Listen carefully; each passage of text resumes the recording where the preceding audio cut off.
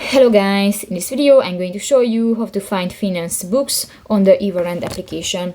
But first of all, I just want to mention, please don't forget to subscribe to our channel, because at 100,000 subscribers we are going to show you our YouTube revenue statistics and growth strategy, how to make money online. So let's jump into it.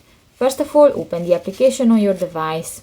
So that's the home screen, and you can find different buttons. New, go to the lower bar, tap to the third button, the Discover. And in the Browse All section, you can find the fourth row and tap to the second option, the Finance and Money Management.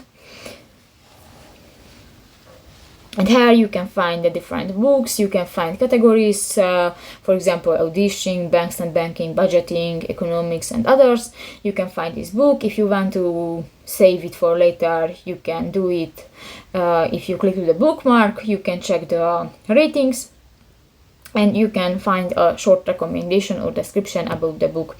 So that's pretty much it for this video, guys. See you in the next one. Bye bye.